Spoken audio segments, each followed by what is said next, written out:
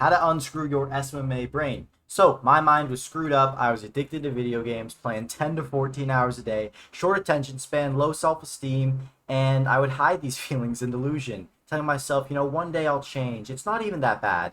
And it was that bad, all right. And it would keep me up at night. Tried every trick in the book: meditation, journaling, mirror affirmations, chanting, whatever.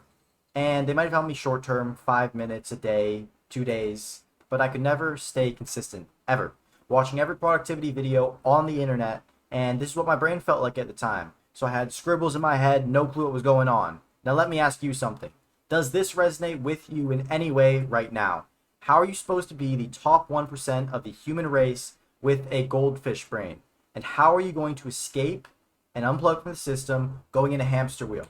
The answer is simple, right? I found it on a Thursday evening in the summer. I wasn't in school. I had just left my dishwashing job. I had just started my first agency and I had no clients. I was confused, thinking that business might not be for me because it's too complicated, that it might be a good idea to wait for a few years until I was a little bit older, a little bit more experienced. But then I saw something. Social media algorithms were partly responsible for ruining what my life was at the moment, but they also saved me. And at the time I didn't know it.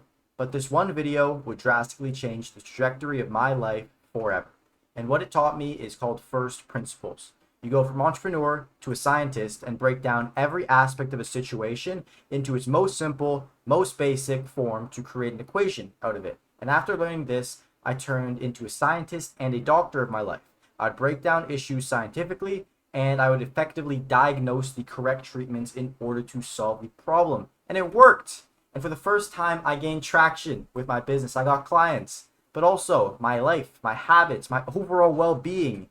It shot up and it saved me from this dark, deep rabbit hole that I was in beforehand. And I'm sure this could be a driving force for you if you learn how to implement it the same way I did. And the first problem we're going to solve is called the SMMA brain.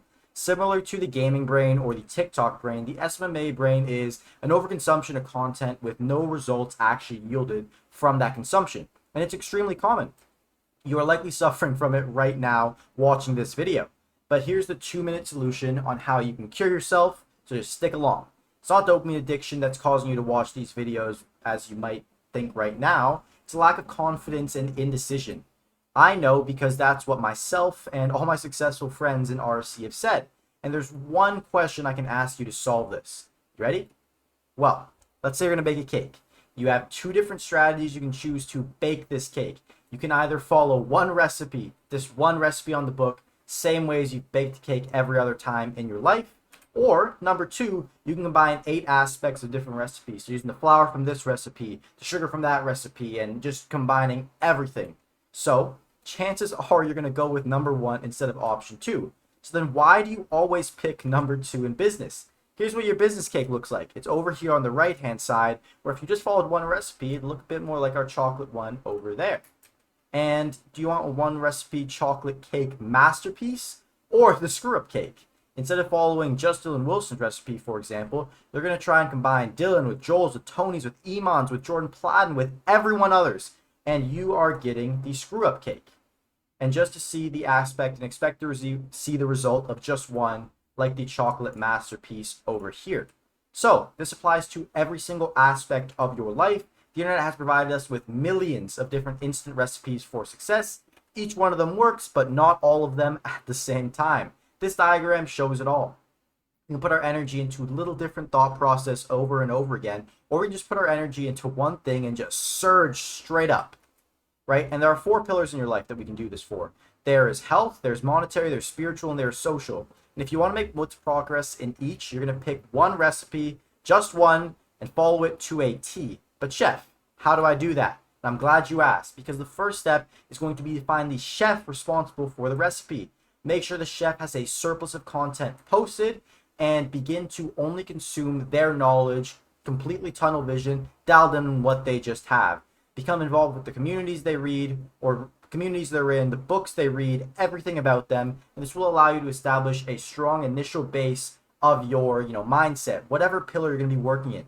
And the next step is to expand your attention to a broad view. And once we already have our base, we're going to contrast our current data sets that we got from honing in on this one creator and try and contrast with all the new information that we bring on. And if you try and contrast without a base, that is what we call analysis paralysis, which you might be suffering from right now. And you cannot engage with information because there's no possible way to apply it. How are you going to mesh all these scripts together and all this information on the internet together when you don't even have a basic understanding of what's even going on?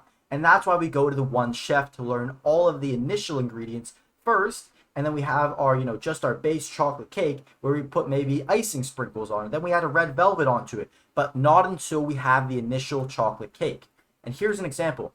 Let's say I want to develop my monetary pillar. I'm sure it's one of the most common. And let's say I decide my recipe and chef will be no other than Sam Ovens.